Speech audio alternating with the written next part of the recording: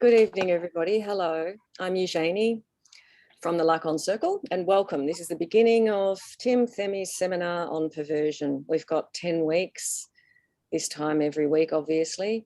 You will all have access to a Lacan Circle Google Drive that has readings that are very nicely organised by Tim, required readings, levels like that. So if you don't want to do much reading, there's not much, but they're really good. And we will meet now for 2 hours. And then after this, the recording will come to you. That'll happen each week. You'll get an email that you'll be familiar with the look of. It's got a big mound of butter on it. Keep in touch if there's anything that's troubling you along the way. Write to us, contact@lacancircle.com.au. I'll put that in the chat in a minute.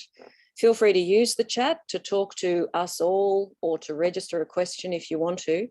The way we will do things, because we're a nice small group, is that Tim in a minute will start his seminar and he does slides, a full screen of slide presentation with lots of stuff. After a time, towards the end, we will turn to a discussion or Q&A. So hold off, generally speaking, your questions until the end. If there's something that you really need to know then and there, because it's right on point, it's exactly what he's speaking about and you want clarification, say, then by all means open your microphone and do that. You're welcome to register your question in the chat if you want to sort of get in a queue, as it were.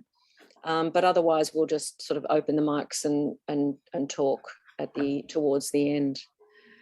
Tim Themi, you will probably all know. Tim has been associated with the Lacan Circle for many years, much longer than me. He recently gave a talk for the Lacan Circle that you probably all watched. If you haven't watched that, then look at the website. You can register to get the recording of it. It was wonderful. And he is currently the +1 of a Lacan Circle cartel on perversion, and is here to run 10 weeks on perversion. Tim. Thank you, Eugenie. Thank you, everyone, for coming. It's a pleasure to have you, and it's a great honour to be presenting a seminar on perversion at the Lacan Circle of Australia. All right, I'll just switch to a share screen now, and we'll get the first slide up. Make it nice and big.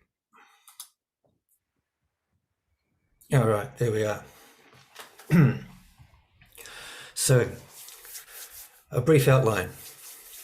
The seminar examines Freud's discussions of the perversions and traces them to the primary texts of Lacan to shed further light.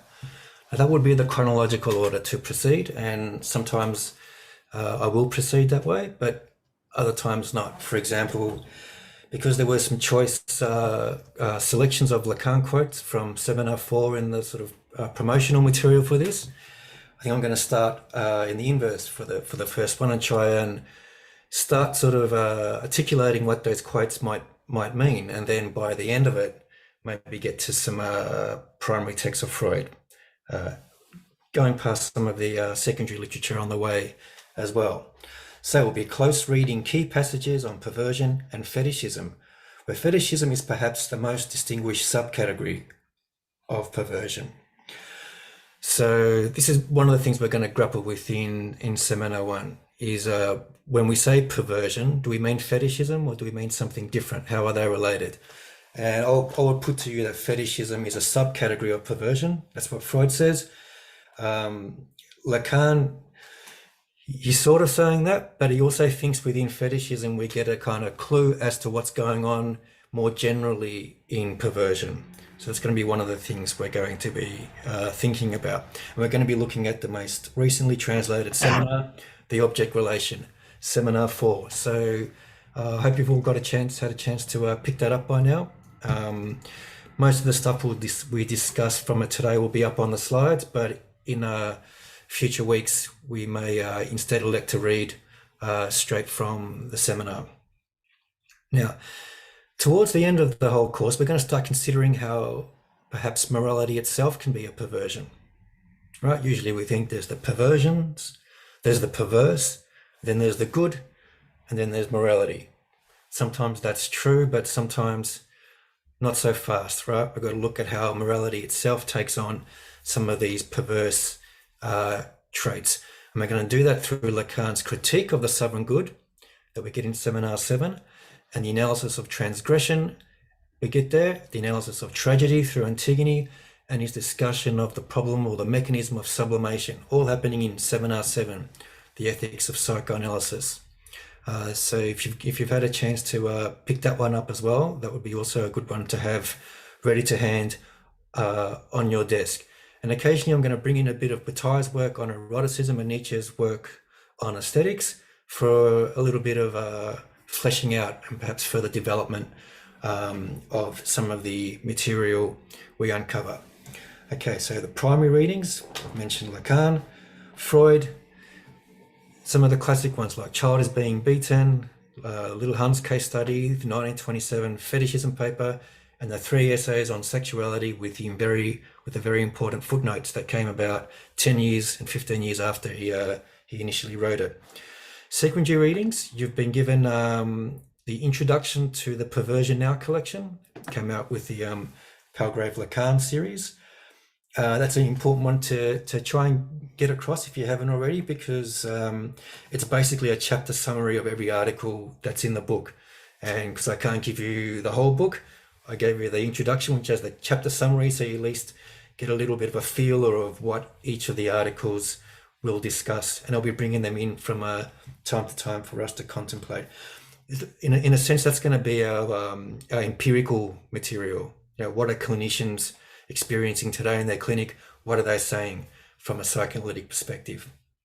Sometimes they're Lacanian, sometimes they're Freudian, but not so much Lacanian. But we're going to sort of look at them all from time to time. And then we're going to also look at there's the Bruce Fink, the Perversion chapter from his Introduction to Clinical Lacan, which I've given you, which is a comprehensive sweep of the theory of perversion, but it's only one position within even the Lacanian field. Not everybody agrees with it, as we see in some of the discussion in Perversion Now.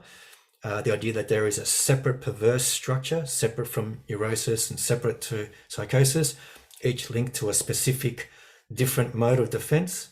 Perversion is disavowal, neurosis is repression, psychosis is foreclosure.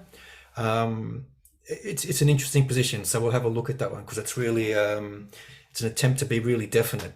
So that's going to be good fun. And Stephanie Swales, I've given you one article that she's written in a recent collection. She follows the Bruce Fink line, broadly speaking, because she was I think initially supervised by Bruce Fink. And then there's some excerpt from Danny Nobis's Law of Desire book, where Danny Nobis is also a key example of somebody who doesn't really believe there's a perverse structure at all. He suggests, in fact, that when we label someone perverse, we're actually acting out our own countertransference, our own set of biases, and or that sometimes what could be happening, our own prejudices being acting out. And also, he doesn't think Lacan really sticks to a separate perverse structure, and he doesn't think that this is very clear in Freud either. So that's going to be an interesting debate. Then I've given you a few selections from two of my two books, because even if I don't pull them out and refer to them specifically, it does give you an idea of what my general orientation is, which might help you make sense of things from time to time. Now, slide 2. So here we have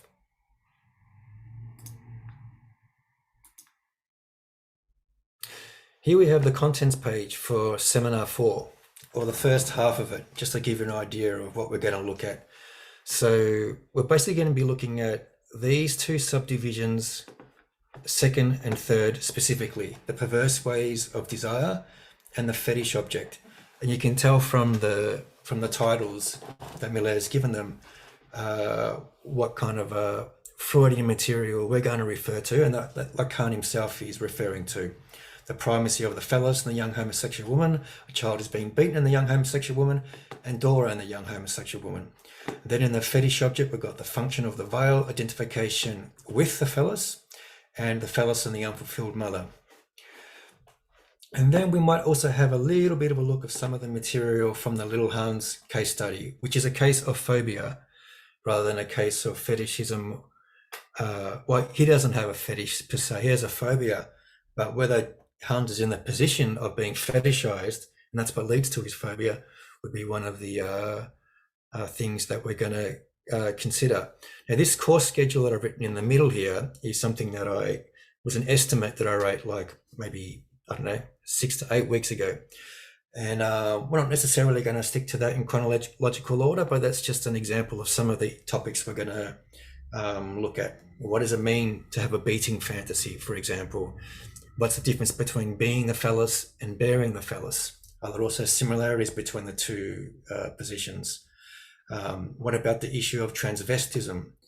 What's Lacan say about that in Seminar 4? He's going to talk about it in terms of identification with the phallus and with the mother as bearing the phallus, which is going to be some interesting things to consider. And then we're going to look at some of the more general ethico-political material towards the end, which will go into Seminar 7. Okay, now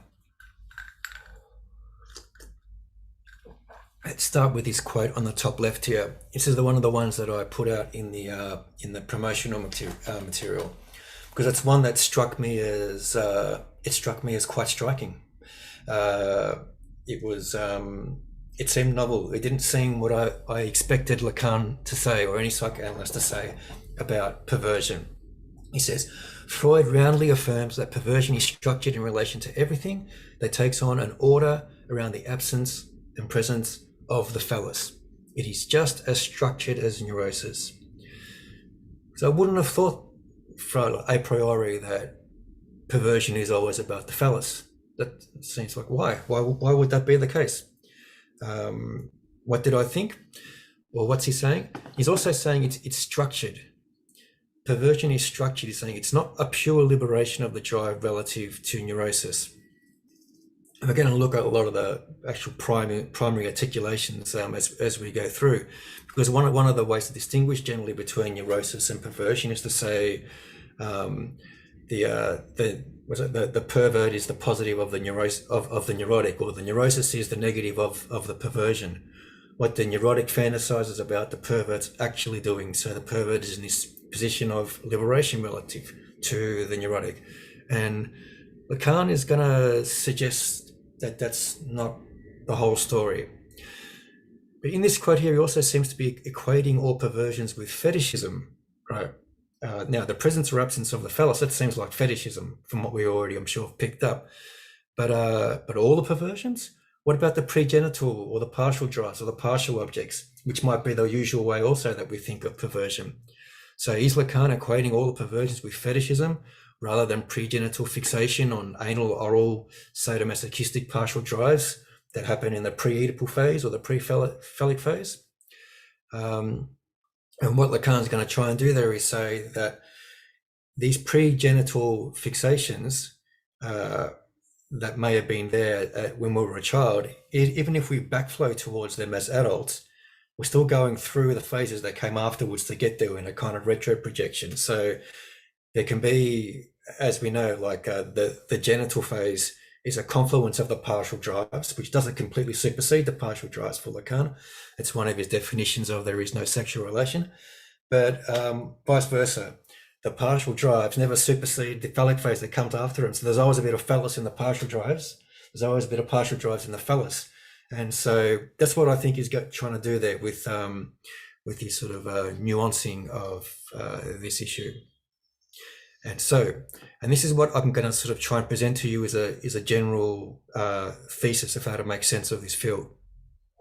So perhaps there are substitutive objects related to general losses and fetish objects related to the specific loss of the maternal phallus. So If we think of the presence and the absence of the phallus, and we think of a fetish object as somehow standing in for that lack, right? If it relates specifically to the loss of the maternal phallus, or the belief that that the mother had a phallus and then she doesn't, and we create a fetish to plug in that gap to alleviate anxiety, that will be a fetish true and proper. But maybe there are other losses that we experience which lead to perverse behavior, but not necessarily related to the maternal phallus, so not necessarily a fetish. A perversion, but not necessarily a fetish, even though there's something fetishistic about all perversions and something perverse about all fetishes. That's what we're going to sort of think about. Now, let's think about little Hans for a second.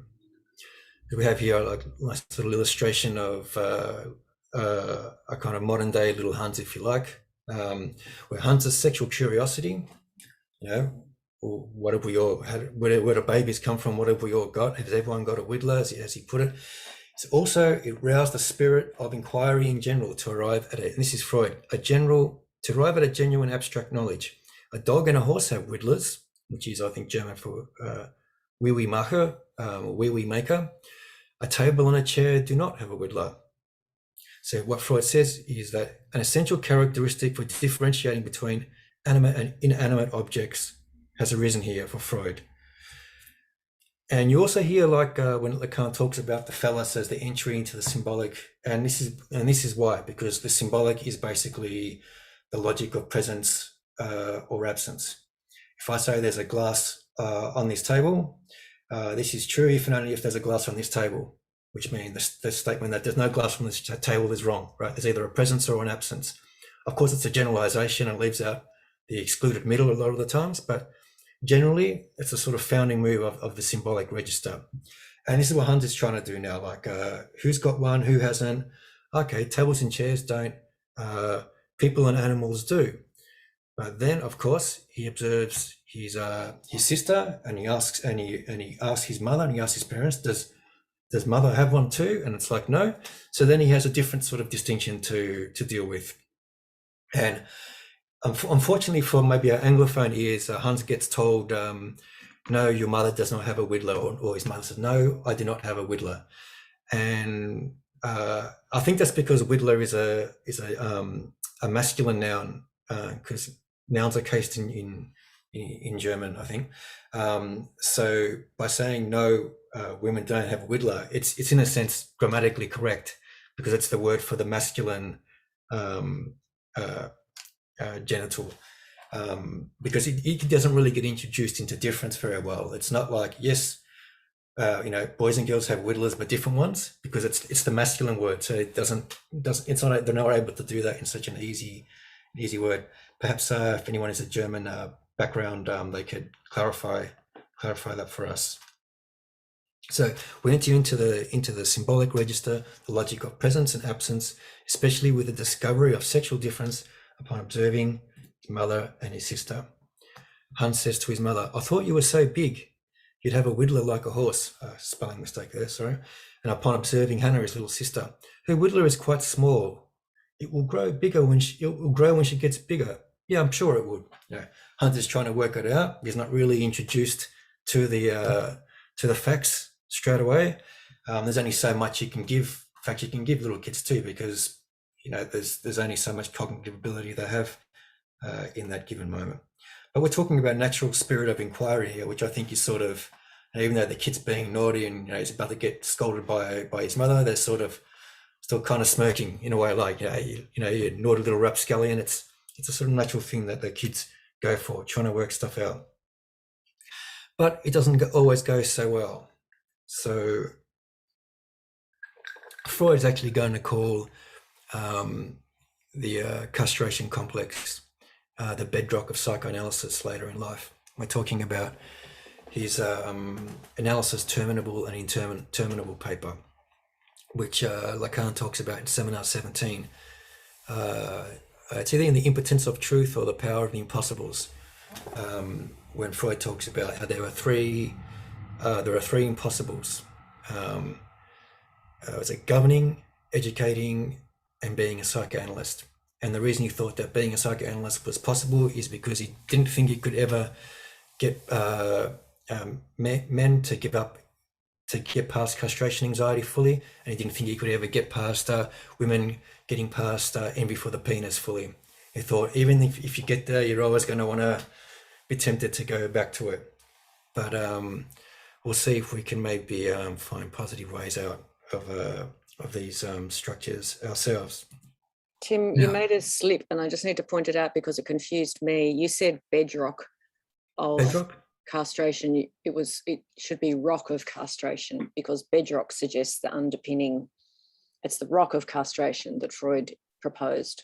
Like there's a rock in the middle of the road, whereas bedrock is a different thing. I think from memory, Freud was saying that the bedrock of what makes psychoanalysis one of the impossible professions is castration complex. Yeah. Sorry, I'm out of context. No, you're fine. These are sort of my notes. So they're just written sometimes in shorthand, just so I could sort of remember what to say.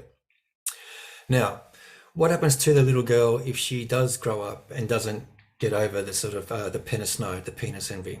Well, she might become a mother, and that may continue the cycle in some way. And this is what I think if Lacan's trying to get at, in a sense here, when he says, we must take penisnide as one of the fundamental givens of the analytic experience, as a constant term of reference in the mother's relationship to the child. Experience proves that there is no means of articulating the perversions in any other way, which again is a sort of shocking, almost, statement to make. It's like, really? Like penis envy is that integral to perversions? It's not something I would have thought of before giving Seminar 4 a serious reread since the start of the year. So we've got to try and work out why. Why is Lacan saying that? A continuance of a negative cycle. This doesn't mean that she, the mother, in this case he's referring to Hans's mother, has greater consideration for the child's phallus. She is seized rather by a sudden dread. That would be piggish. And this is, of course, the famous moment where little Hans is discovering basically an aspect of the incest taboo and an aspect of the taboo on animality in general, where he asks his mother if she could touch him there for pleasure, which she was, just discovering to do. And he's like, well, why can't mum join in? And what? That would be piggish. And there was something in that moment that was a little bit shocking to little Hans. He'd been told by somebody else, a friend of his mother's or an auntie or someone else, that he had, doesn't he have a very lovely thingamajig down there? And so Hans was thought, yeah, I have a very lovely thingamajig down there. I love playing with this thing. It's my new toy. Let's share this with my mum. Bang, she comes down really harsh. Maybe carrying something across from her own sort of history. And that's where something of a phobic reaction perhaps can start to set in. Why? Because the child can be imagined as a symbolic equivalent for a missing phallus, a fetish to substitute for an imagined loss. The fetish, says Lacan, right back at the start in 1953, is the transposition of the imaginary. It becomes a symbol, which is also a very mysterious statement. So if you think of the fetish as related to the phallus, we know that the sense that the phallus is imaginary in the sense that it's not a real penis, but it can be something that we imagine in order to disavow or compensate for that lack of a penis. And somehow that imaginary gets transposed to become a symbol, which perhaps happens through some kind of social recognition or social valorization. So if you think of the royal scepter, somebody bears the royal scepter, it's like, that's definitely the symbolic phallus. It's no pretend one. Yeah, here it is. It becomes a symbol. When it's brandished, the army cowers and say, what do they want from me? I'm definitely under the jurisdiction of this power. Now, what I did from here was just look at all the entries in the index of the back of Seminar 4, where the child is discussed as a fetish substituting for the missing maternal phallus. and there's quite a number of them, and I'm just going to go through them one by one, because it's going to take us from, say, chapter 6, this first one here, all the way to the back ends of the seminar, just following this one issue. It's the one that sort of accidentally came up at the start, and will give us a little bit of a sweep of what's going on in this seminar. So here on page 90, Lacan's reading from Freud's 1931 female sexuality article. A child from the father, an imaginary object, as a substitute for this missing phallus, plays an essential role in the young girl's development. So this is the young girl's journey through the Oedipus complex. Has symbolic resonances, experienced in the past. Has resonances with something experienced in the past at the phallic stage. Possessive or destructive reactions at the moment of the phallic crisis. Its point of impact felt retroactively. So here, I imagine he was talking about the case of the young homosexual woman. All right, same chapter, 10 pages later. Actually, no, he was talking about female sexuality. Now he's talking about the young homosexual woman. Why does a real crisis ensue? A child given by the father, but precisely to someone else who was closest to her, in other words, to her mother. A great reversal is produced. Her mother is the one who has the child. What she lacks in this instance is the primordial object, the equivalent of which she would expect to find in the child, the imaginary substitute, the phallus. So for those who know this very interesting case, there was a kind of rivalry between the mother and the daughter, where the daughter wasn't really given much symbolic space to find her own sexuality, which was, unconsciously linked to moving from the mother to the father. Then when the father did give someone a baby, it wasn't to the daughter, it was to the mother. That was it. She then sort of rejected the idea of getting a baby from the father or the father substitute as a substitute for the phallus, and identified in some way with the father instead. The father who probably could have intervened a little bit more as well from the paternal function to make sure that the daughter did have her own symbolic space to develop as she wanted to. Now, the fetish. This is 10 pages later again, in The Child Is Being Beaten and the Young Homosexual Woman chapter.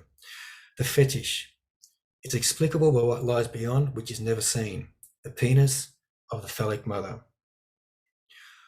When he came to a standstill in his observation, this, at least, is his memory of it. At the hem of his mother's dress, there's a screen memory, arrested, no higher than the ankle. It's why the shoe is met here, as a substitute for what has not been seen. What the mother possesses, the phallus, an imaginary phallus, is essential to her symbolic foundation as a phallic mother. So when a fetishist, for example, who's really fixated on shoes or other garments, it can be the child's sort of screen memory, with the last thing they saw before they realised that no, the mother does not have a penis, or something where they're able to say, okay, I recognise that there's no penis, but I'm going to choose something elongated next to that site, like a long boot or a long shoe, or the heel of the shoe, or the long leg, and that's going to sort of be my phallus, my fetish, where I know very well that it's not the phallus, but I continue to act as if it is, regardless. Now, a few pages later again, the girl's first introduction into the dialectic of the Oedipus complex hinges on the fact that the penis she desires will be received from the father in the form of a substitute, namely a child. So this is the journey of the little girl's Oedipus complex, where, as Freud discusses in his female sexuality paper, there's a passage between a pre-Oedipal phase and an Oedipal phase, but the pre-Oedipal phase is a very masculine phase, where she's also attached to the mother as her main object choice, seeing herself as bearing a penis of some sort. through the sort of similarity of the clitoris at that point in their trajectory, in their development. And then from realizing that it's not a penis, the mother's not going to give me one, she didn't give me one, who's got it? The father. I'm going to go there. I'm going to eventually get a baby from the father, and that's going to be my phallus. Therefore, I have disavowed my own lack, or I've overcome my own lack, or found a way to get beyond this sort of this sort of phase. And that's when you get the sort of typical heterosexual female development through the Oedipus complex. The penis she desires will be received from the father in the form of a substitute, namely a child, which of course is not exactly true because of the incest taboo, but that's when substitutes happen. Just as the little boy who develops heterosexually will never ever possess his actual mother, but some kind of surrogate or substitute later on in life, modeled on the initial stereotypical plate, as Freud puts it. Now, back to the young homosexual woman case. So again, you see how I was circling back to the sort of similar point again and again. So this is still proceeding chronologically from 116 to 120. Yet here we have the father really giving the child not to the daughter, but to the mother. Things have taken a turn of a perversion, a relation of jealousy, identifies with her father. This is when she does that inversion, and also keeps his penis. So there's a few interesting things there, which again were shocking. Like I'm pretty familiar with Freud's case of a homosexual woman article, but I've never heard Freud describe the young woman as having a perverse structure. Because one of the things you usually hear in psychoanalysis is that it's not what's the word, heterosexist or homophobic. In fact, psychoanalysts were the first not to consider homosexuality a perversion, rather an inversion, right? But here we have Lacan saying there's something perverse in what's happening with this case, because she keeps his penis in some way. So it's very, very strange, counterintuitive things that Lacan is saying, which is going to be a story we're going to get to examine. And here we have the famous L schema or lambda schema of Lacan, as it's drawn in Seminar 4, where we have the young homosexual woman down here on the bottom left. We have, it's an imaginary axis between the bottom left and the top right. The top right is the actual lady that she's courting in a relationship of courtly love. And here in the on the top left, of course, we have her S, her unconscious drives, which she is unconscious of, and she's located here on this imaginary axis. The original drives are hooked into her relation to the mother. Somehow we've got sort of the paternal function as well that makes, typically makes the sort of introduces a third player in that and enables space to symbolize one's own space for desire. But here we have something going on where instead of a relationship of language, the symbolic register, the penis of the father is being kept or taken in some ways, brought there as part of her identification with her father, a masculine identification, so she can pursue this lady in the top right in an act of courtly love. Why? It's very mysterious. So let's have a look at what he says when he comes back to this issue. Not straight away, but maybe a few references later.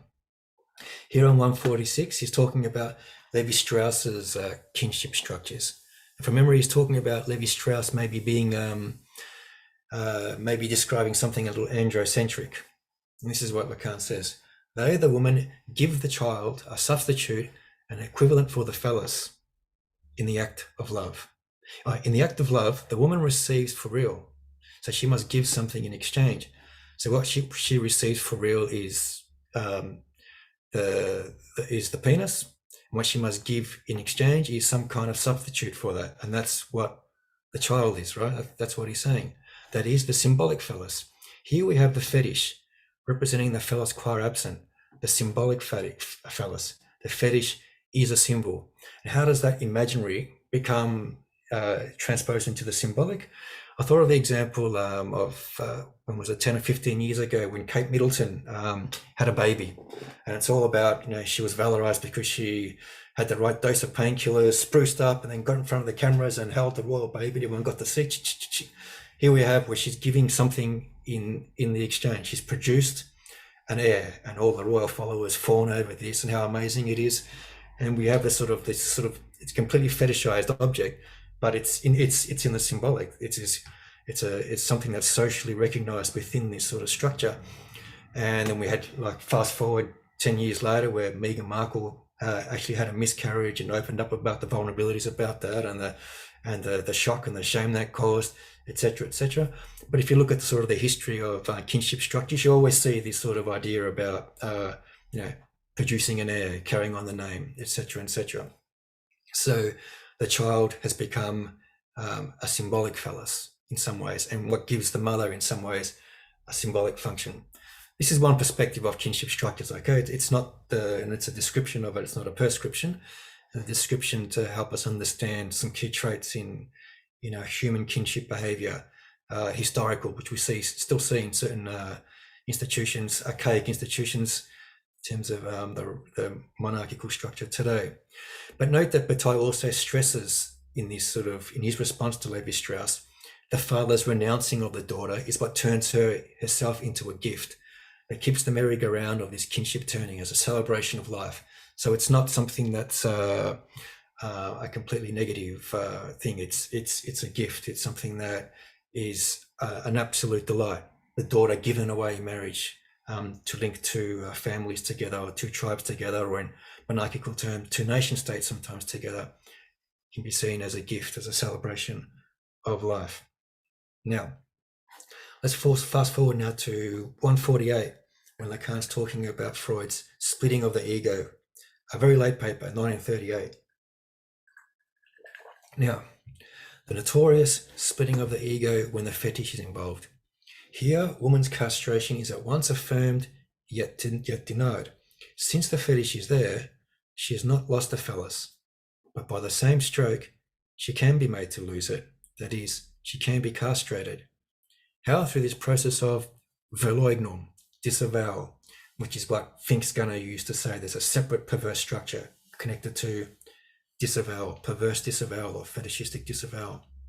Freud says, these italics are actually Lacan quoting Freud, the horror of castration has set up a memorial to itself in the creation of this substitute. So the memorial might be, the boot, the long leg, the fur, or from the little girl's perspective, when she grows up, the child. We know very well that it's not a penis, but it sort of is. It counts for something like a substitute, which is what the sort of phallus, in a way, means. How the phallus is not reducible wholly to the penis. It's not exactly the same as the penis. It's part of a dynamic. It's part of a complex web involving symbolic and imaginary structures. All right. So here we're talking about the perverse structure. It relies on a metonymy or illusion. So if you think of the long boot, it's metonymic because it's the length that stands in for the whole penis. Even though, just like when we say the crown stands in for the whole monarchical institution. This is crown land. This is a crown decision, right? It's a metonymy. It's an illusion. That's what the fetish is. The symbolic element that fixes down the fetish and projects it onto the veil. So the veil is what this fetish creates to sort of, like the dress or like the aegis, to sort of hide the absence, which we know very well, but we can also disavow according to this structure of disavowal. And it's taken from the historical dimension when the image comes to a standstill. So when we all had, or when each individual had that initial moment when they first discovered sexual difference, which maybe we can remember, maybe we can't.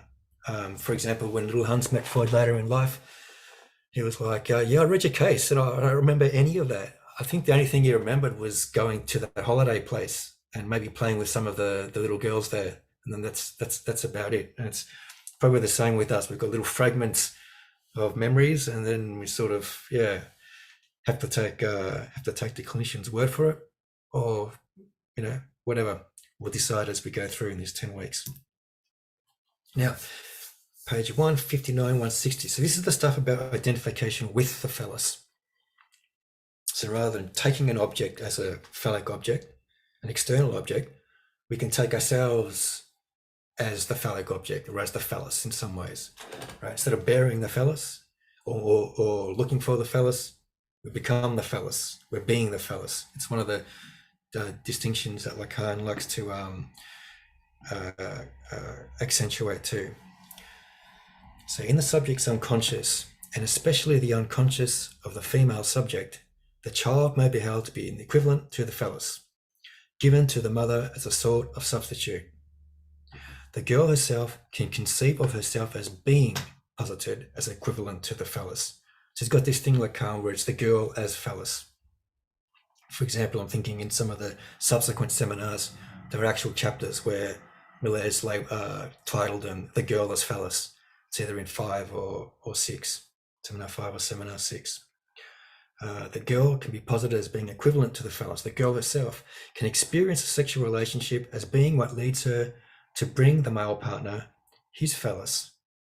Noticeable even in the details of her preferred position in lovemaking, as something that comes to append to the partner, that nestles into a certain locality of her partner's body. So, and this is what I thought of, does he mean when the woman's on top? And the recording, you won't be able to see one of the little drawings. I just drew it in the margin there going, is that what he means? And you can see, like, it could be an extension of the man's phallus, or the woman making herself the man's phallus.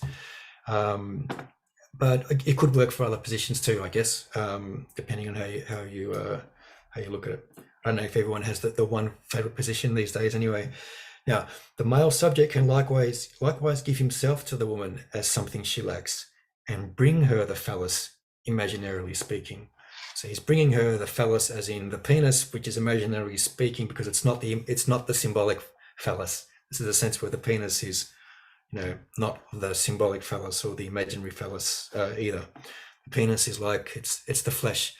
Lacan unceremoniously sometimes dubs it the poultry organ, just to sort of make the distinction between, say, an ordinary penis and, say, someone holding a royal scepter who has the master signifier who can determine who lives and who dies.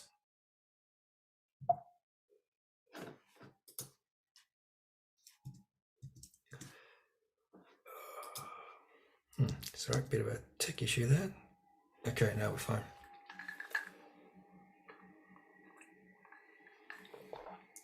Now, we go on. This might be the last one where I've tracked this trajectory, this circular trajectory through this issue of the child as phallus, as fetish, plus certain variations. Now, the child, the subject, can gain access to what the mother lacks, the lack for which he can be led to substitute himself as the object that will fill this lack. So then we're going to get to see where little Hans finds himself caught. Little Hans finds himself caught up as being himself the phallus for the mother. This is what Lacan's going to sketch at, which is what leads to his phobias centered around the issue of the scary horse that you can see in William's backdrop there on the top right. Now, the young girl. So now we're fast forwarding to a different issue. So this is going into some of the later chapters on little Hans, chapter 12 on the Oedipus complex. The young girl then finds the penis right where it is, with the one who can give her the child, insofar as she does not have it, and even insofar as she sharply renounces it on this plane, she will be able to have it as a gift from the father. So this is in the heterosexual development. It means abandoning or sharply renouncing the masculine pre-Oedipal phase that Freud talks about in his female sexuality article, which we can spend a whole session later on in the course just close reading passages from that or either any of these papers, because they're all pretty interesting and pretty full of rich detail. Now, comes back to Freud's little Hans case. This is on the signifier in the real chapter. So it's getting to the back end of the seminar, back to little Hans, or focusing on little Hans. The child learns that the mother is marked by this fundamental lack, which she strives to fill, in relation to which the child only ever brings her a satisfaction that we could provisionally call substitutive. The mother desires something beyond him, being the metonymy of her desire for the phallus, which she does not and never will have. The child is an absolutely indispensable appendage for her, the metonymy of the phallus for the mother. So this is poor little Hans, in a way, caught up in trying to satisfy the mother's lack by being the phallus that she lacks, when there's something impossible about that for both parties. It's never going to fully satisfy her lack, a child, even if it's this special one we see here in the Eastern Christian religion. That's an imaginary. It's not something a real mother's going to be able to experience. And the child doesn't quite get to see what's beyond her, the way her desire goes to something beyond him. He's caught as being a metonymy of the phallus, indispensable appendage for her. Lacan mentions, his mother taking little Hans into the toilet with him, for example, which I think either Bruce Fink or Stephanie Swales are both described as what we today might say a mother with some boundary issues, not creating that sort of enough symbolic distance, or not doing it at other times in the right way. Now, this is in the final chapter, I think, 406, from Hans the fetish to Leonardo in the mirror. So focus on the Leonardo essay of Freud's as well, which is a really, really interesting one, and one that Freud was very proud of, even though a lot of art historians didn't really like it, but they didn't like it for certain, obviously they crushed the scholarship more than Freud, but they liked it. They got to explore some psychoanalytic ideas through what he was able to pick up through the literature on Leonardo. Anyway, but back to little Hans. Little Hans, a fetish object, is in a pacified position through this domination of the maternal phallus. It takes its place, identifies with it, and certainly masters it. So it's Hans becoming not the bearer, but the beer of the phallus, which is often a position ascribed to the little girl rather to the little boy. Hans is surely not to lose his penis, says Lacan, because at no moment does he acquire it. Identified with the maternal phallus, this does not mean that he can thereby retrieve his own penis and take on board its function. It remains on the margins, disengaged, as something that has only ever been reviled and reproved by his mother. He is his mother's ideal, a substitute for the phallus, nudged towards the priesthood, says Lacan, nudged towards sainthood. So if you think of like Mary and her son here, the mother is like a pure mother, a virgin mother, did not have sex with the dad, only with space dad, or the creator of the whole universe. And the son is a pure son. At no point do you ever see, hear of Jesus even using the toilet, let alone using his penis. It's a purely denaturalized, dematerialized, decentralized figure, nudged towards the priesthood, nudged towards sainthood. As also was, incidentally, Lacan's brother, according to Rudinesco. When Lacan's little brother became a priest, Lacan was kind of quite saddened by that. In a way, he felt a little bit responsible, as older brothers often do, for little brothers. Now, what else does Lacan say here? The image of this that comes to the surface is much less of a vagina dentata than that of the phallus dentatus, a frozen object that makes a victim by causing injury. So he's saying that the reason why Hans doesn't integrate the use of his penis is because in his mind he feels like he would be hurting or causing harm or causing injury to the woman that he likes. So even though he becomes a heterosexual man, it's heterosexual with a not well integrated penile function, is what Lacan's trying to get at there. Now, so we have the fetish as a substitute for the lost maternal phallus, which can be in a child, in a body part, in a garment. And then we have this issue that we haven't dealt with fully yet, of perversion as a substitute for more general losses, death, repression, rejection, etc. Or maybe even perversion is still in some ways inherent to the drive itself, in the sadistic components, in the anal components, in the oral components, and some of the scopophilic and exhibitionistic components. So this is why I want to shift to have a look at the Perversion Now collection, because they're basically giving a modern sweep of all the clinical issues that that we come across. But before I do that, this is something I added this morning, which is always a questionable move to do on the day of presenting, is to add a new slide or two, but I couldn't resist. I woke up with it, so I thought I'd just jump ahead into one of the chapters in this Perversion Now collection, because it does deal with the issue of perversion in motherhood, which can be a bit of a taboo object, especially in populist moral discourses. So that's why Estella Weldon is basically arguing, if you can just make out the title on the top here, it's no longer a taboo, understanding female perversions in motherhood. And now she's coming at this from an object relations perspective, which you know from the first quarter of Seminar 4, Lacan is not the biggest fan of, because he thinks it represses the perversity of the partial drives and thinks the genital phase supersedes them and leads to this natural altruistic sort of object relation, and that's the ideal we should keep, and trying to eschew everything that comes before.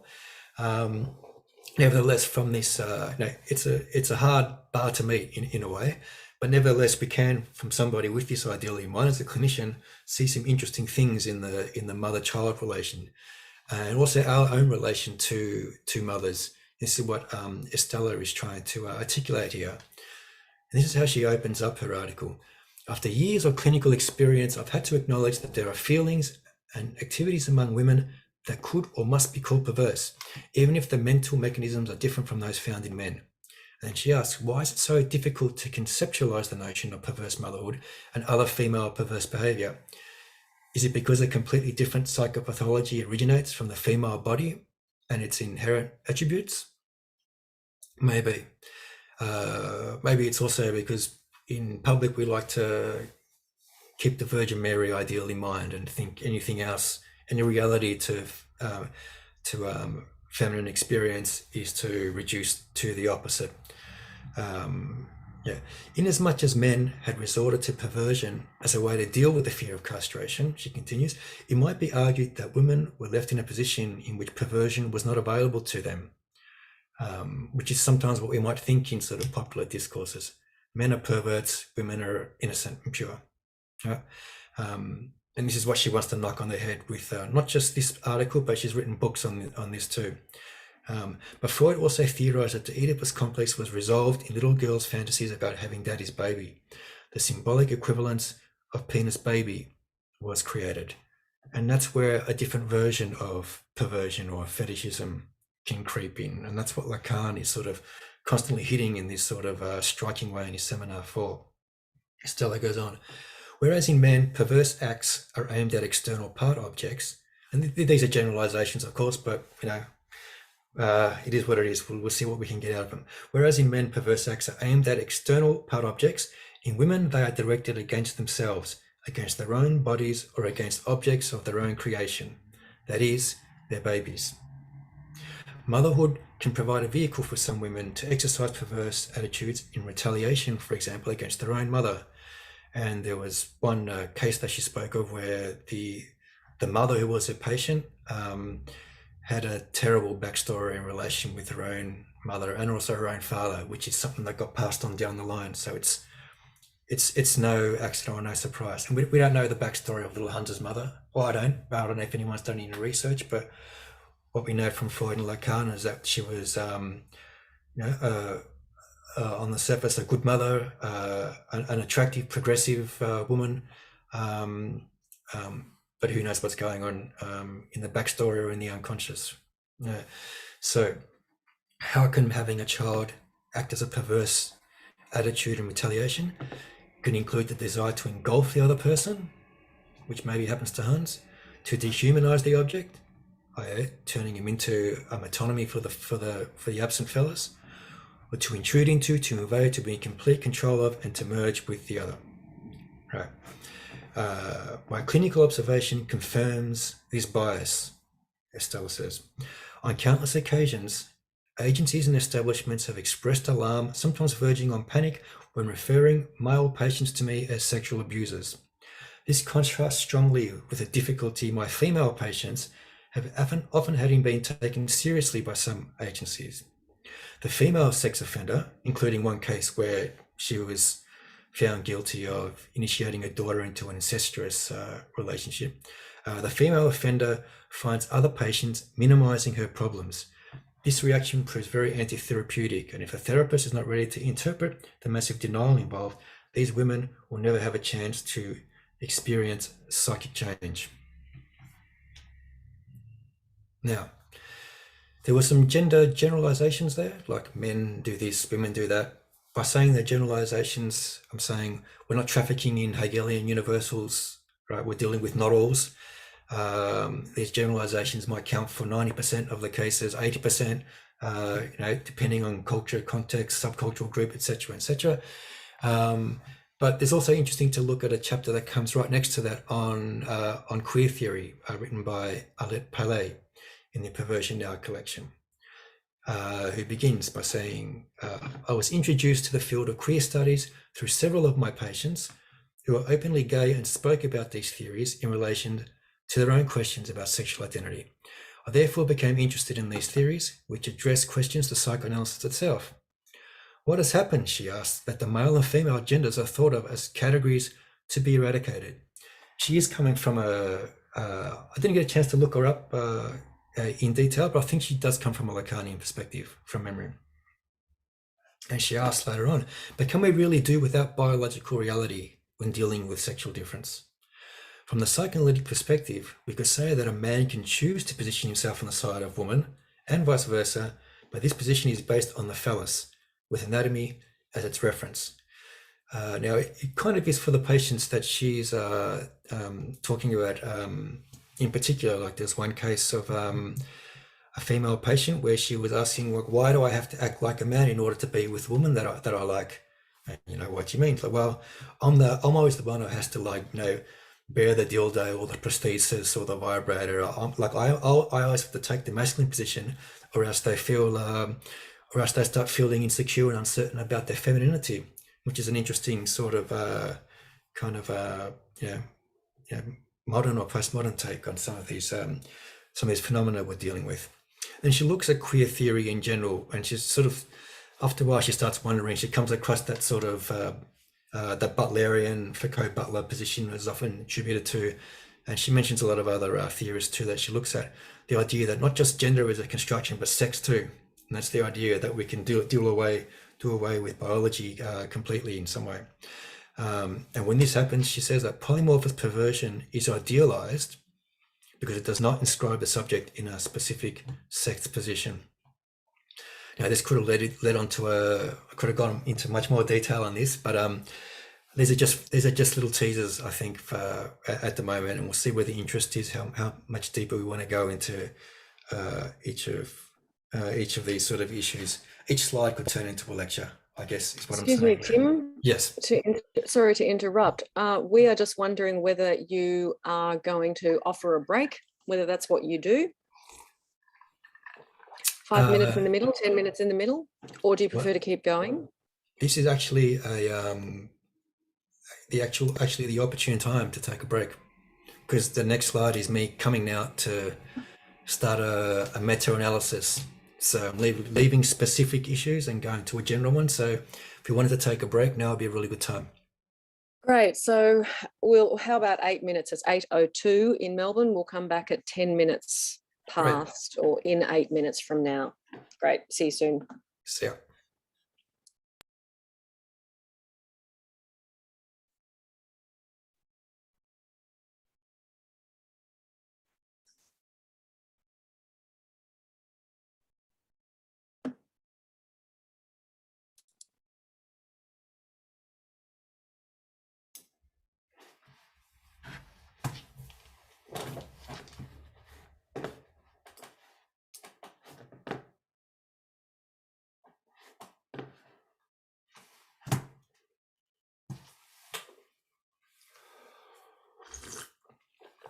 Okay, how's everyone going so far?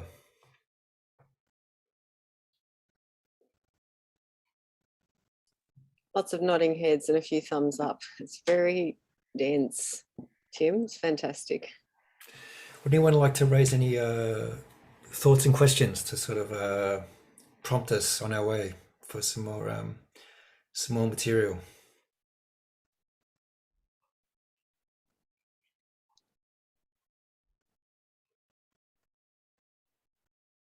Anastasia?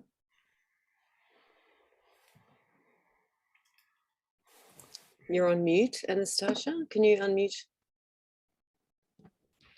Hi, can you hear me now? Yeah, we can. Okay, I just have a question. I'm not sure I understood why this obsession with the male genitals that we can see from both sexes and men and women and girls and boys. Why it initiates itself? Why we are so obsessed of the penis? Actually, I understand the process afterwards, but I understand why this starts. It's a good question, and I agree. Like, why are we? It seems to be counterintuitive. It seems to be something infantile. Okay, it's childish. It's not something we would normally continue to walk around with in our adult lives. But why, as you say, what is it about the experience of difference that leads to the child to develop this obsession with a male or female, and how does it subsist unconsciously in the parents of a little boy or a little girl? There's a slide coming up where I tried to give a bit of a kind of phenomenology of this. When I tried to I've been rereading the Little Huns case during the course of this year, and I was trying to imagine. One thing came to mind was as a simple thing to deal with a general sort of kind of perversity of human, a perverse aspect of human nature. Imagine you're a parent with two kids and you say, wait here kids, I'll go buy you some ice cream. And you get one with 2 scoops and one with 1 scoop. And then you just hand it to your kids. What's going to happen? Chaos. How come they got the other one? It's not fair. Okay, now why are they thinking like in terms of just quantity? Because they haven't really understood difference yet. They haven't understood that, no, the boy didn't get more than the girl. And no, the boy wasn't taken away from her. Don't worry, you're not going to lose yours. And the girl, no, you never, there's something different. Yeah. So the kids just don't quite understand difference yet. Mm-hmm. And the reason they don't understand difference yet is because the clitoris functions as a kind of penis for a little girl. This is sort of what Freud tells us in his articles. Because the vagina has yet to become the leading zone, the leading erogenous zone. And this typically doesn't happen for the female subject until puberty. So, and there's been heaps of discussion of this since, and there's been discussion or discernment of some sensation from the vaginal area, but it's still not the leading zone. That is the clitoris. So she's in a sort of masculine position there in a sense, and thinks that the boy is bigger, so that he got a bigger ice cream, rather than no, it's a different ice cream. Yeah, and it'll become clearer when you get older. We try to explain it as we go along, and Freud says there's a sense where no matter how much sexual enlightenment or education you give little kids, they prefer their fantasies. Yeah, they're like, okay, but then they still think babies come from the bum or whatever, they're not go with the stork, or they're sort of hooked up in their imaginary with these stories, and they sort of stay with them sometimes whether you like it or not. On the other side, as we sort of see with some of these cases that we've been looking at, from Little Huns's mum to Estella Walden's cases, who are these wonderful parents who are completely down, got their own stuff sorted by the time they have kids? They haven't, they've got their own stuff that they're carrying across. So there's not always the perfect sexual enlightenment as the child goes along as well. Mm-hmm. Okay, thank you. Any other thoughts or questions of what we've seen so far?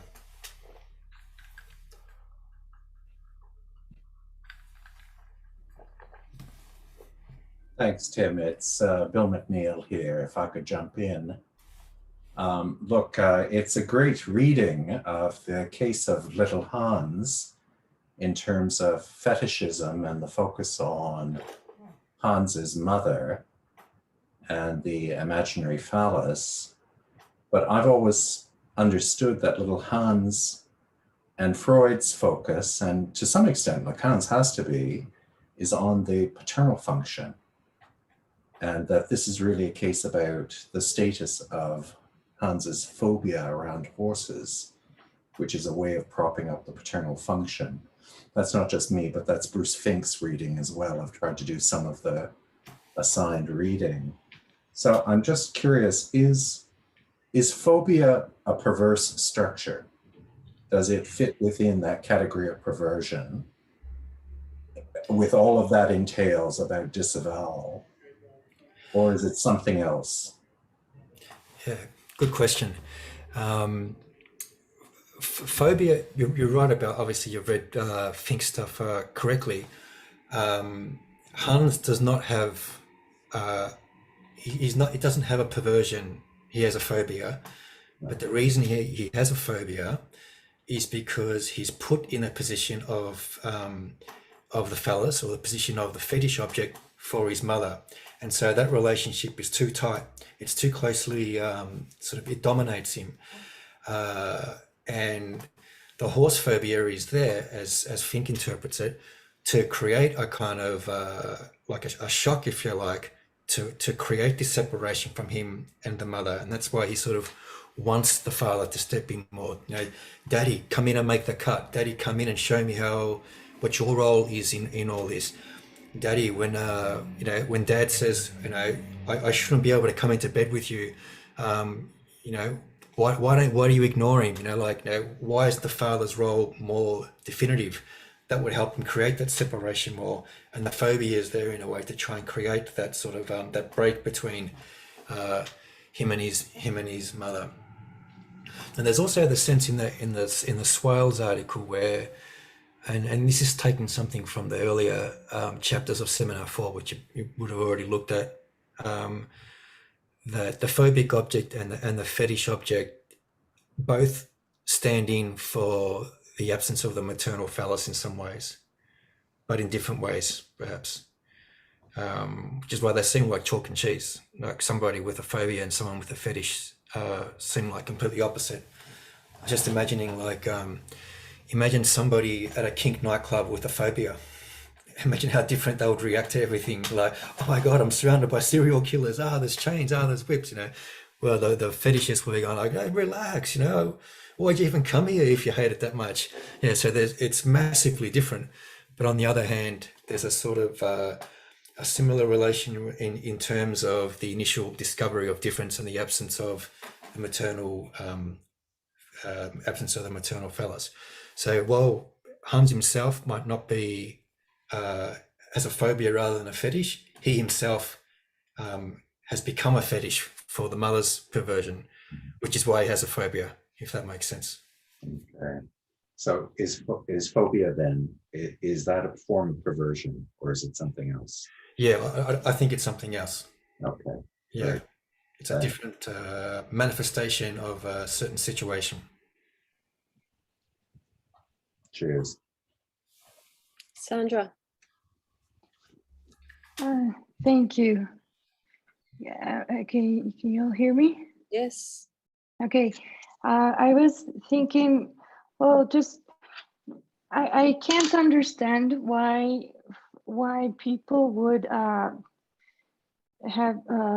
mixed, why would they mix up the concepts of phobia and fetishes?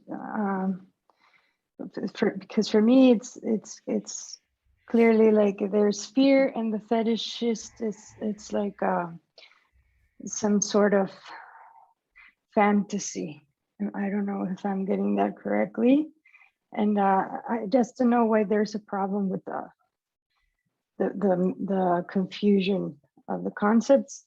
And then I also thought about when we were thinking of speaking of this, why is it so difficult to conceptualize the notion of perverse motherhood and other female perverse behavior?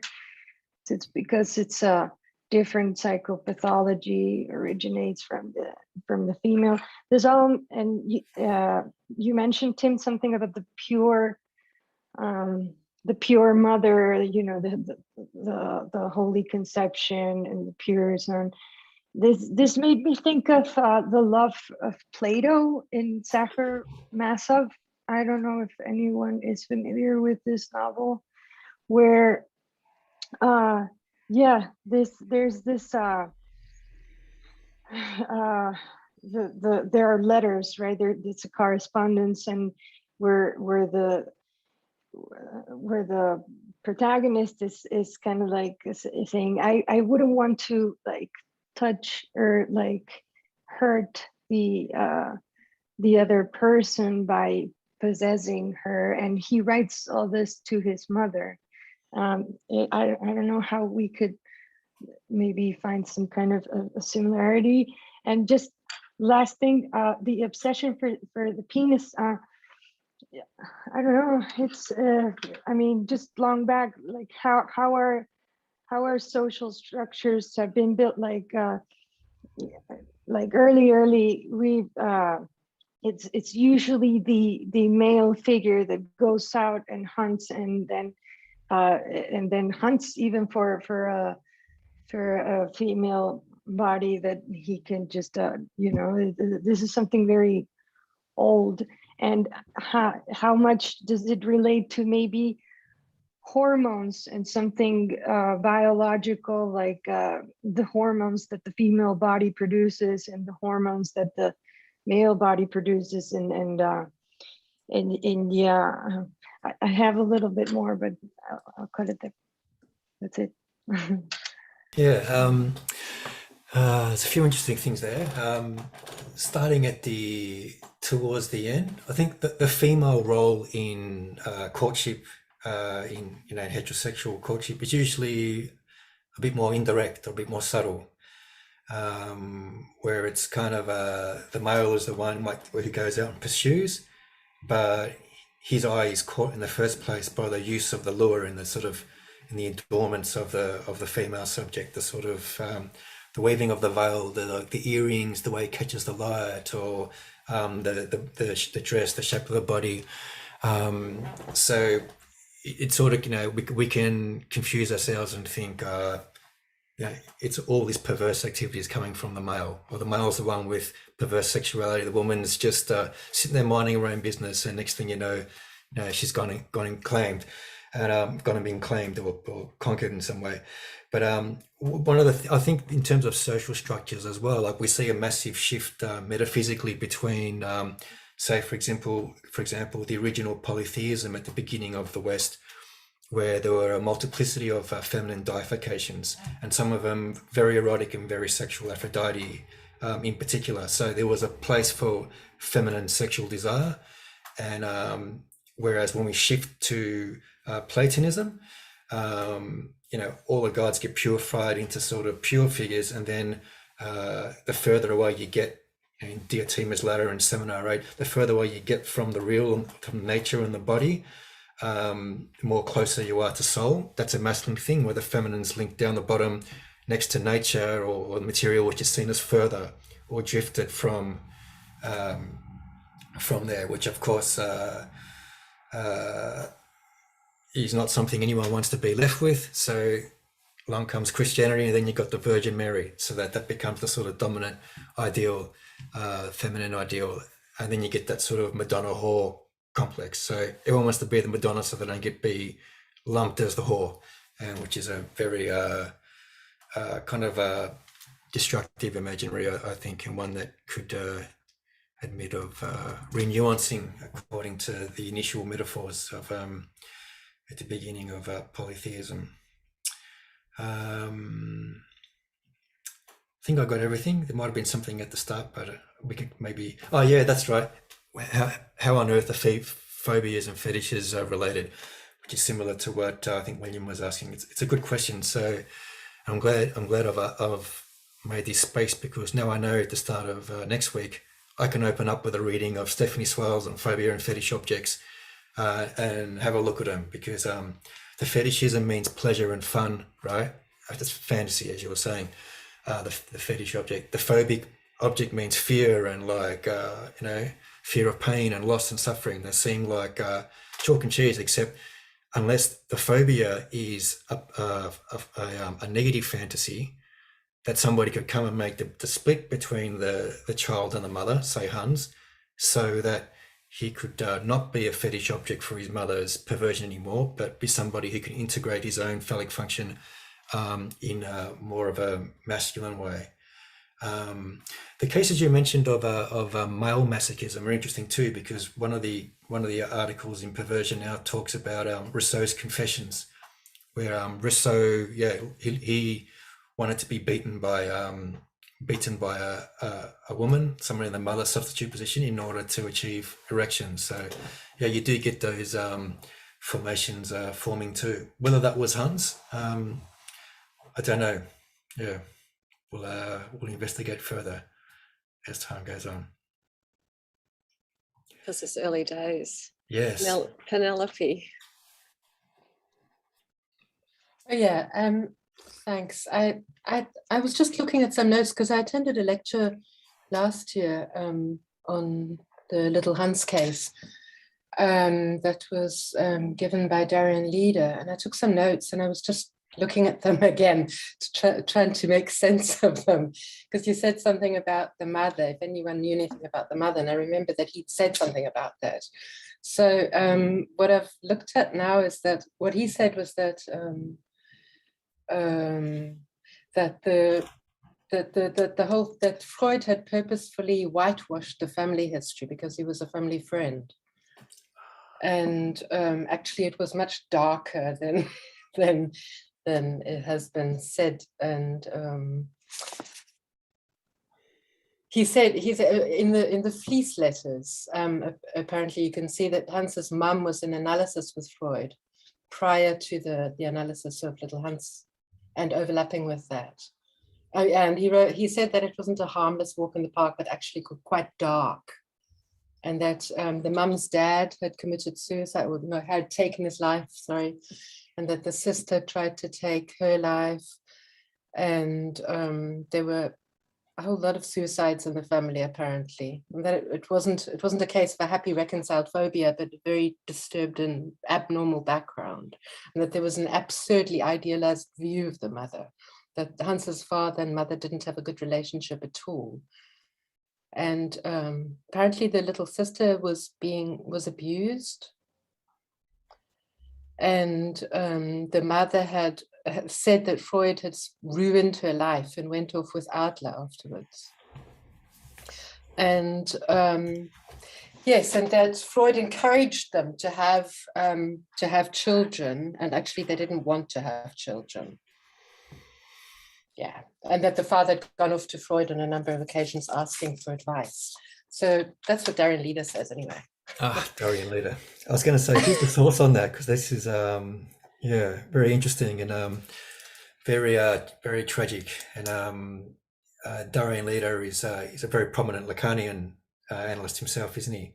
Yeah. I think somebody told me he was even Nick Cave's psychoanalyst, but I can't remember who said that. Something I might have to. That came up in the documentary about Nick Cave. Oh, did it? A part there where you can see them in analysis together. Right. Okay, that's pretty interesting. Look, that sounds really awful, and it sort of ties into what I was saying, that who are these normal, pure, perfect parents who give their children the exact amount of education, enlightenment at the right time in a balanced way. It's very hard to find. We're all fallible in some ways, and we're trying to cope in some ways, and do our best in some ways, but our negative experiences can be passed on. So, for example, in that case that Stella was talking about the mother who had initiated a daughter into an incestuous relationship. I think that was the one who, in relation to her own parents, her mother wanted a son because the son was valorized in their sort of cultural group, and she had daughter after daughter after daughter, and so she really hated basically the fact that her daughter was a daughter again and not a male. And so when that little girl grew up and became a mother herself, she was trying to be the supportive mother that she never had. Right? She was going to do it different, but because of that backstory, there were instabilities involved in that, and it was an incestuous relationship where she didn't actually allow the daughter enough space to become an adult herself, and in some senses was reversing. The mother would act like a little girl with her daughter rather than reverse. But it just goes to show that it's these parents of these case studies aren't pure and perfect figures. But I'll have to look up what Darian Leder says on this, because that is very interesting. Lacan doesn't mention too much about them. I think all we get from him is that Freud had a weakness for attractive women, and that sometimes led him to idealize a little bit. Yeah, he'd be a bit soft rather than harsh. Yeah. So, Freud has a hell of a backstory himself, as we all do, I imagine. So, yeah, but I'll look that up and see what else I can dig up to. I also wanted to say I can speak German in case anyone ever has any questions about German. So, Vivimacher, that's a masculine noun, masculine case? Yeah, der Macher, that's why, yeah. So you couldn't use that to describe the female sex? Well, you could say die Vivimacherin. Okay, yeah. But it changes the ending, which suggests feminine case. Yeah, so the parents still should have said, explained it a little bit better, I guess. But it's good. Just reading it in English, it's like they're telling the kid that she doesn't micturate, that women don't micturate. If they don't have a wee-wee maker, then they don't micturate. But parents with their backstories. Anyway, thank you for the clarification. Gerald, yes, who's written a question in the chat that you might want to address or just talk hello, about. It's just a follow on that structural point. First off, I'm very pleased what you've just said about parenting, because I've been sitting here feeling guilty for the whole seminar, realizing that my little boy's constant praise of everything we do together really does fall under the category of polymorphous perversion, which I've been trying to conceptualize for the last 6 months. But anyway, that by the by. It just kind of struck me, and the phrase "Spaltung of the object" just came into my mind, because coming back to this question of the relationship between the phobia and the fetish object, it really would seem to me that we can see quite a strong structural link in there, in that what you've got with the fetishist is that the object serves as an instrument of disavowal, and yet the very same object becomes the object of phobia, insofar as it kind of threatens to undermine the fantasy and it exposes to the real. I'm just thinking about something like, if you had a shoe fetishist, the same shoe becomes both an object of repulsion and an object of attraction, quite often depending on the person who might take hold of it. And so can we not see them as being structurally intertwined in that respect? And can we even start speaking about something like the splitting of the object, not just the subject, but the splitting of the object into instruments of repulsion and attraction? Yeah, maybe like a good object and a bad object, or an object of ambivalence. Yeah, it's possible.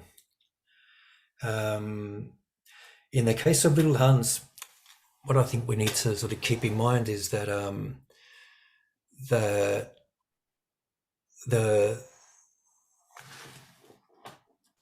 how was I expressing this before in my mind? That the phobia is there to create that distance between him and his mother, and the phobia is of the horse is sometimes, it's not just the father, like Lacan talks about it as a diffuse signifier. What's he afraid of the horse is going to do? That it might bite, that it might fall, that it might stomp its feet. I'm only scared when it has a certain amount of like heavy carts, but not when it doesn't have a cart. So there's a whole sort of complex woven around his phobia, which is to do with him trying to work out where babies come from. Like the carriage is a metaphor for his mum's stomach being full when she was pregnant with his little sister. And the biting is like him being afraid that he's going to be devoured by his mother. And then it's also sometimes the father, with the Oedipal father, who's going to say, no, Hans, you have to create separation from your mother and develop your own space and become your own subject in your own way. You can't be the object for your mother for the rest of your life. So yeah, the fetish is with the mother, if you like. The fetishist is his mother, right, who fetishizes Hans, who has a phobia. But on the other hand, he masters it. Yeah, so he becomes the phallus as well. So he becomes a sort of self-fetishizer in the way that the little girl might typically become. So when you think like the male is the bearer of the phallus, where the woman is the being of the phallus, where the whole woman's body can be a kind of phallic substitute, which is why Lacan makes that sort of comment about the favorite position and the woman nestling in, like she has become herself the phallus for the male subject. But yeah, I'll definitely start off next seminar with some close readings of what Stephanie Swiles is saying between that distinction, and we'll do some more contemplation on it. Should we go on and do a few more slides before we stop? And then maybe I'll sort of, if we find a good spot, you want to do some housekeeping at the end, don't you, Janie? Is it maybe 5 minutes or? Oh, 30 seconds. 30 seconds? Okay, maybe 4 minutes and 30 seconds to go. Maybe remind me, because when I've got the slides up on full screen, I can't typically see the clock, so I lose time a little bit. Sure. But I'll just do 1 and 2 more, because I think we're going to go back to the start. Like, we've sort of been thrown right in the deep end with those really enigmatic, spacious, ambiguous primary quotes from Seminar 4, just translated. And I thought I'd open up with the good stuff, even though I knew we might be just a little bit confused by this point. And so then we can then have fun clarifying all the questions that we've raised. Okay, let's do a couple.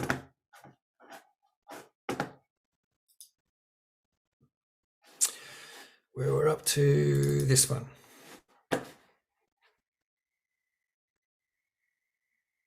Just a little loading problem.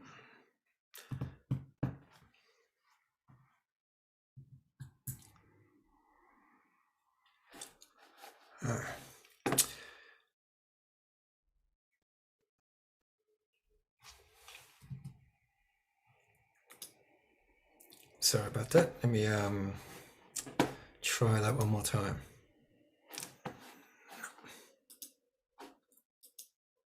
Okay. All right.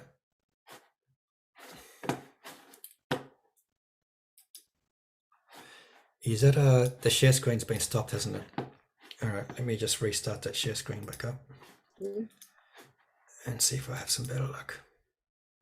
Yep, so you can see that now, but just only half. It's only small, not small. All right, let's make it big. Yes, that's good. Excellent. Okay, so this is from the introduction of the Perversion Now collection that you were given in your Lacan circle box. What's interesting is that this collection of essays began as a cartel on perversion, which for those of you, a couple of you are actually in a cartel on perversion with me, so it was funny to have a set text that began in a way as a cartel on perversion. Then it grew into a transcontinental conference, England and France and England, and ended up as this collection of papers. And the cartel began by looking at an essay by Patrick Vallas, who was a former analysand and supervisee of Lacan, called Freud and Perversion from 1986. And it gives an account of Freud's record on the perversions in general, summarized in the intro, what he said about perversion across his whole corpus. All right, let's go back to very, very early Freud, right? 1890s, Vienna, letters to Fleiss. Perversion comes from being insufficiently civilized, an originary bestiality, a brain abnormality, as per certain medical and sexological epistemologies of the time, which admittedly was a kind of Puritan Victorian era. I think Victoria's wasn't it like the monarch of England, Germany, and Russia were all like her nephews or something, I think kissing cousins or something. But anyway, so this is an early Freud, which sounds like a typical kind of perversion is something negative, something like that's bad people do. Aristotle is almost saying something similar himself, as Lacan outlines from Seminar 7. All right. Now, Aristotle is able to do this because he assumes a sovereign good in the middle of nature, which we would naturally gravitate towards in order to behave in this moral, ideal way, unless we were abused as a child or grew up in a particularly savage barbarian tribe, one without philosophy, for example. So that's what the early Freud seems to be saying. But then by 1905, in the 3 essays on sexuality, he changes a little bit and says, no, sexuality as such is actually fundamentally intrinsically perverse, the evidence for which is the polymorphous perverse sexual perversity of the infant.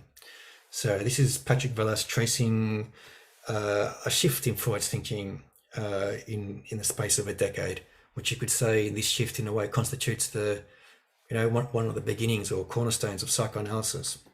Now note that the Dora case was published in 1905, and it still seems to me to have this sort of Puritan virtue signaling over common sexual acts such as fellatio, right, relating to the oral drive. But you've got to keep this in mind that this was actually written in 1899 to 1900, the Dora case, so it's before the 3 essays on sexuality, right? And Freud, as you can sort of see from parts of his introduction, was already kind of anticipating and worried about the scandal it would cause, particularly before the 3 essays had come out to explain his position in full.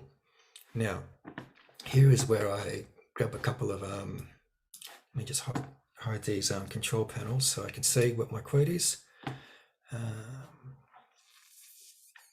Hide video panel, wrong one.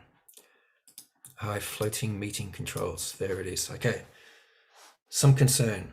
So this is in a letter he wrote to Fleiss about the case, the Dora case. It is the most subtle thing I have yet written, says Freud, and will produce an even more horrifying effect than usual. One does one's duty, however, and what one writes is not for the passing day.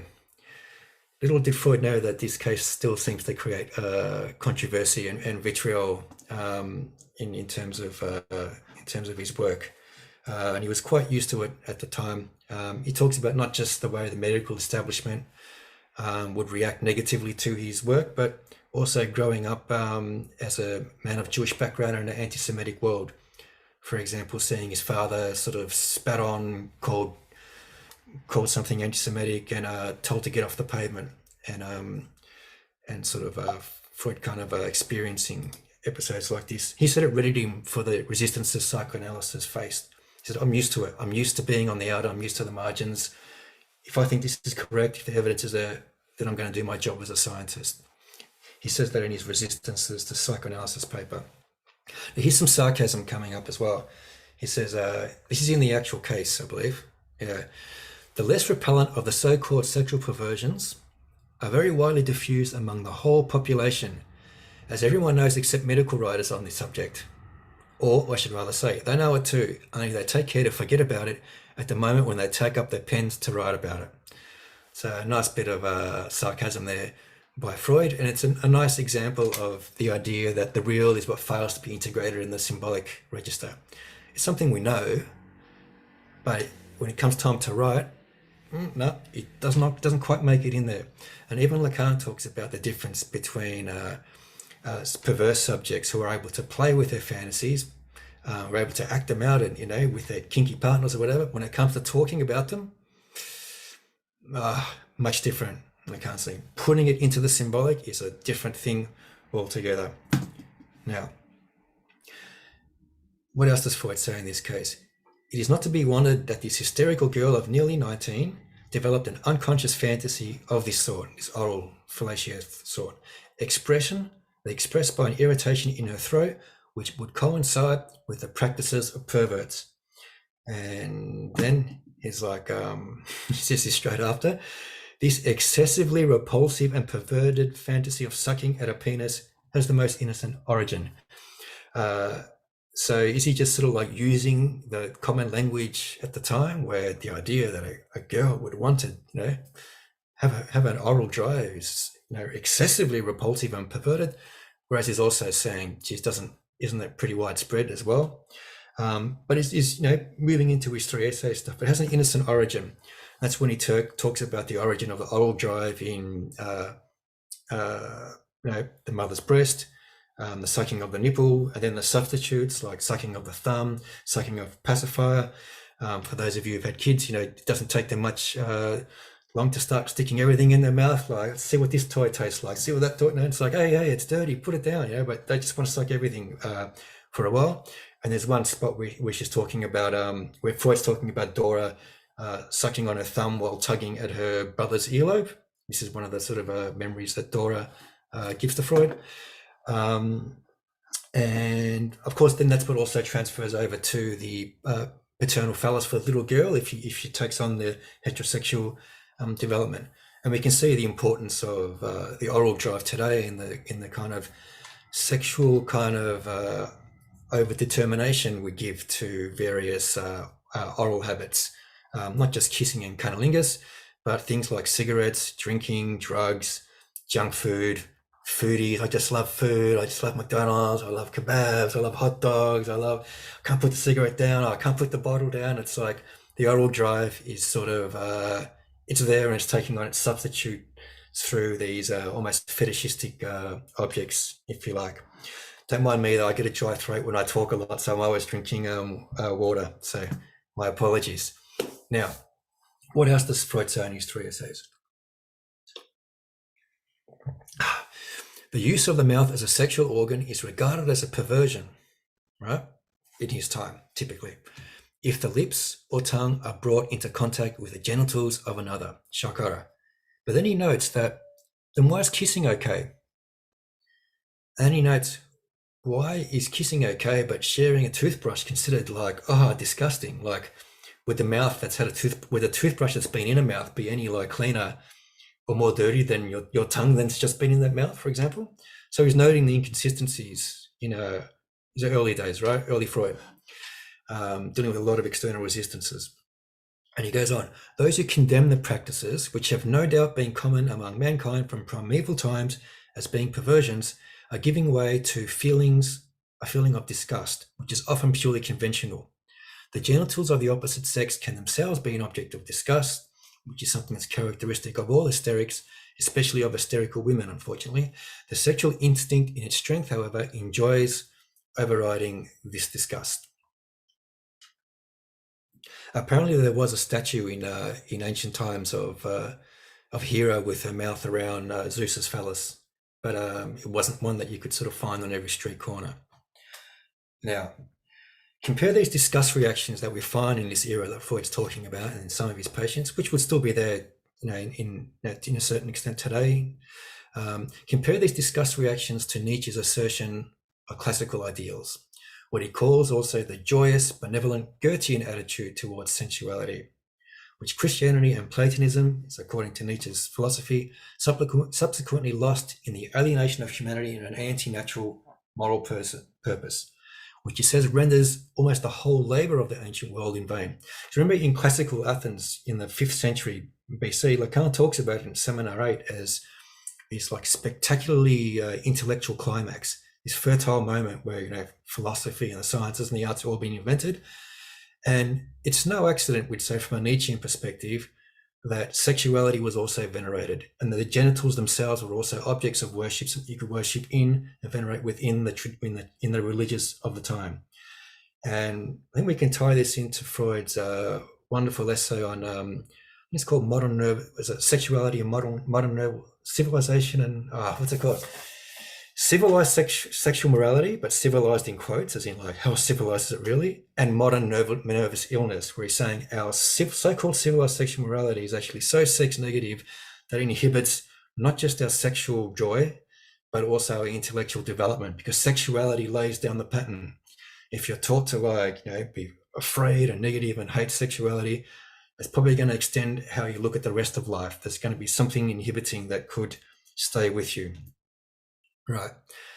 And Freud actually quotes Goethe's Faust in these 3 essays around this place in page 150.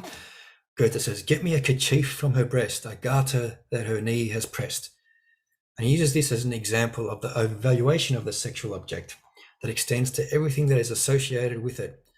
And so thus a degree of fetishism is habitually present even in normal love, especially when normal sexual aim seems unattainable or its fulfillment prevented.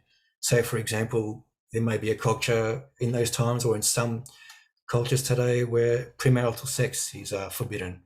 So, okay, well, we're going to have to compensate in some other ways that the lovers may typically assert kissing, oral, and all the rest. So, but there's something almost fetishistic about all our sexual practice, but doesn't necessarily mean we have this fetishistic mechanism of disavowal going on in us. Doesn't mean we're an actual fetishist, and doesn't mean we have a perverse structure insofar as Freud sticks to that sort of distinction. Now, 8:53. I'll try one more slide, and then maybe I'll get some final comments, and then throw over to you, Janie. Okay, so track forward now. This is Freud of 1915 to 1938. Remember, as Lacan points out, there were key footnotes added to the 3 essays around 1915 as well, which means you almost have to, if you've been reading 3 essays as one book all your scholarly life, you almost have to reread it again and say, okay, what was added 15 years later? What was added 10 years later? Because, yeah, there were later editions. Now, but guided by Phallus, the cartel then traced Freud's elaboration over time of perverse human sexuality and its place in the subject. This is still in the intro to Perversion now. And they're asking what a child does with the real of anatomical sexual difference. That becomes an issue, as we saw with Lacan's focus on the phallus. And what are the paths open to a child in relation to the castration complex and its associated interdictions? Now, remember, when it comes to interdictions, as Bataille stresses in relation to Levi-Strauss, and as was discussed in the conversation with Russell recently, the fundamental taboos placed on human beings in their traversal from nature to culture, animal to human, aren't just on incest.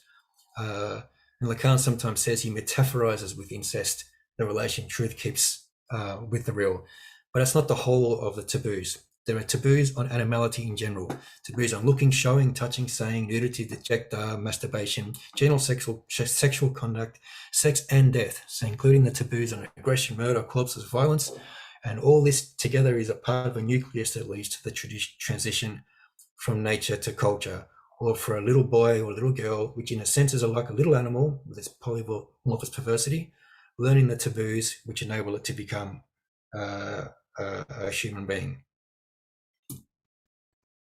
Now, tracking Freud's trajectory a little bit further, we have papers like Instincts and Their Vicissitudes, Child is Being Beaten, the consequence of the anatomical distinction between the sexes, fetishism, splitting of the ego, and the outline of psychoanalysis in 1938, which were elder Freud. This is Freud's final writings, only released posthumously. The last 2 posthumous ones describe this splitting of the ego, which some theorists have tried to use to say perversion is a separate structure based on disavowal, phallus, right? The splitting of the ego, which defends itself by disavowing a portion of the external world, says Freud, or an instinctual demand from the internal world, but not necessarily specific to fetishism. It also occurs in neurotic patients. So Freud's already kind of like, you know, he introduced the splitting of the ego, but then straight away says it's not just fetishists to have this. And this is what Danny Nober seizes on to sort of counter the Bruce Fink position that that fetishism or the perversion is a separate structure based on disavowal, which Fink is well aware of, and he also tries to give an answer to that, which is coming up now. So what have we got? 8:56. Should we leave it there or go on one more, or? I think we'll leave it there because it's been so dense. Yes. Yeah. Okay. Week 1, and you know, some of us haven't been in academia for some weeks or months or years even. So yes, it's been heavy. Fantastic. stuff, Tim. I mean, you know, it feels very, you know, I feel like I can spend a week reading on what we've covered and had references for already. So yes, let's wind up. Thank you everybody for participating. Some people aren't here present with us, but we'll be getting the recording later. To you all, keep in touch with anything that you need along the way. Contact at lacancircle.com.au. 10 weeks we've got, same time every week. There is a missed week in the seminar. We'll remind you of that when it comes up. You've got all the weeks listed out, of course. There's also a change in daylight saving in our local time zone. So our hours might vary for the second half of the seminars. We'll alert you to that too when the time comes. I think this has been great. Thank you all for your participation. Thank you, Tim, for the research that's gone into just week 1. We look forward to next week. See you all then. Thank you. Bye. Bye-bye. Thank you. Bye-bye. Thanks. Cheers. Cheers.